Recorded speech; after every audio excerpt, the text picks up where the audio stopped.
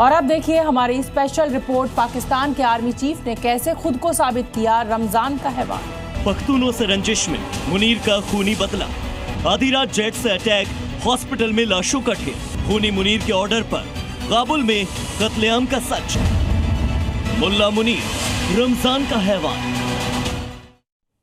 रमजान का महीना और अपने ही मजहब के सैकड़ों लोगों का कत्लेआम। ऐसा ऑर्डर सिर्फ मुनीर जैसा पाकिस्तानी जनरल ही दे सकता है।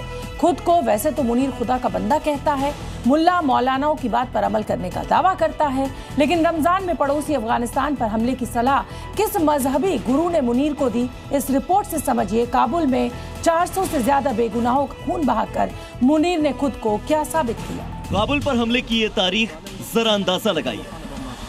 पाकिस्तान के army chief general Asim Munir ने किस हैवानी मंसूबे के साथ तय की होगी, जरा सोचिए। रमजान का महीना और ईद में 4 दिन बाकी। अल्लाह की इबादत और ईद की त्योहारी तैयारियों के बीच मुनीर ने ऐसा खूनी ऑर्डर जारी कर दिया कि पूरा काबुल दहल गया। जालिम दुश्मन।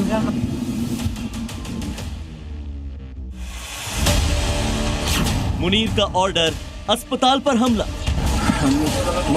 काबुल विलायत। पाकिस्तानी जेट्स ने पूरा अस्पताल उड़ा डाला।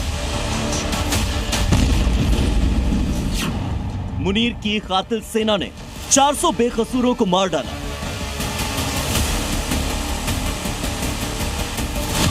रमजान में हमले की तारीख से ज्यादा भयावह हमले की टाइमिंग है। रात को जब अस्पताल और आसपास के लोग सो रहे थे, तभी पाकिस्तानी एयरफोर्स के फाइटर जेट्स काबुल पर मंडराने लगे। पाकिस्तानी वायुसेना के निशाने पर था काबुल के पुले चरखी इलाके में मौजूद एक नशा मुक्ति हॉस्पिटल, जहां सैकड़ों की तादाद में मरीज भर्ती थे। अस्पताल पर बमबारी से पूरी बिल्डिंग तबाह हो गई। आसपास की कई इमारतें ध्वस्त हो गई।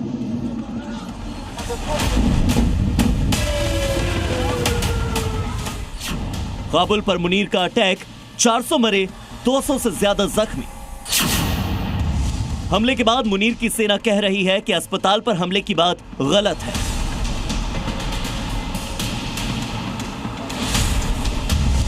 उसने काबुल के पास आतंकी ठिकानों को निशाना बनाया, लेकिन ये 3 तस्वीरें पाकिस्तानी सेना के इस झूठ का पर्दाफाश कर रही हैं।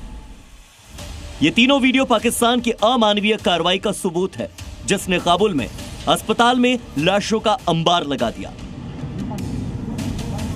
नशा मुक्ति से जुड़ा यह अस्पताल 2000 बेड का है, जहां ड्रग एडिक्टेड लोगों का इलाज किया जाता है।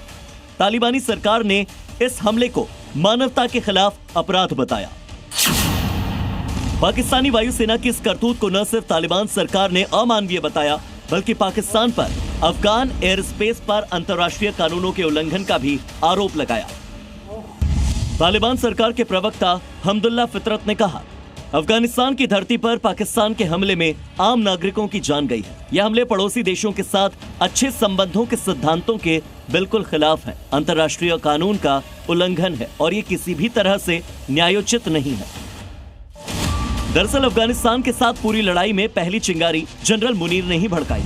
जैसे वो पाकिस्तान में अपने दम पर सेना और शासन का कंट्रोल चाहता है, वैसे ही तालिबान सरकार को भी डिक्टेट करना चाह रहा है। मुनीर की अगुवाई में जिस तरह पाकिस्तान की पूरी सत्ता और सेना अमेरिका की पिट्ठू बनी हुई है, वैसा ही गुलाम वो तालिबानी सरकार को भी बनाना चाहता था। लेकिन अमेरिका से खार खाए तालिबान सरकार को यह मंजूर न था। लिहाजा मुनीर ने सेना के जरिए अफगान बॉर्डर पर नाकेबंदी शुरू कर दी। अफगानिस्तान को जाने वाली रसद और बॉर्डर इलाके का पूरा व्यापार बंद कर दिया। तो तालिबान ने विरोध किया। बॉर्डर पर नाकेबंदी हटाने के लिए विवाद देखते देखते जंग में तब्दील होता चला गया। लड़ाई मुनीर की सेना ने शुरू की थी, लेकिन अफगानी बॉर्डर से लेकर खैबर पख्तूनख्वा प्रांत तक एक्टिव तहरीक तालिबान के लड़ाकों ने अफगानी सैनिकों के साथ पलटवार शुरू किया। पाकिस्तान की पूरी सेना सिर पर पांव उठाए भाग खड़ी हुई। आज की तारीख में पाकिस्तान का पूरा उत्तर पश्चिमी इलाका तालिबानी लड़ाकों और अफगानिस्तानी सैनिकों के कब्जे में है। यानी लड़ाई पूरी तरह से सैन्य स्तर पर चल रही है, लेकिन पाकिस्तान की सेना इसका बदला अफगानिस्तान की सीमा के अंदर घुसकर बेकसूरों का खून बहा कर ले रही है। आज काबुल के अस्पताल को निशाना बनाया। इससे पहले कई रिहायशी इलाकों पर सर्जिकल स्ट्राइक के नाम पर पाकिस्तानी सेना ने बेकसूरों को मारा था। ये सारे हमले इसी रमजान के दौरान के। रमजान के पाक महीने में अपने पड़ोसी मुस्लिम मुल्क में खून बहाकर पाकिस्तान क्या साबित करना चाहता है? तालिबान सरकार का कहना है कि पाकिस्तान को इस हमले की बड़ी कीमत चुकानी पड़ेगी, बस रमजान बीत जाने दो। ब्यूरो रिपोर्ट, जी मीडिया।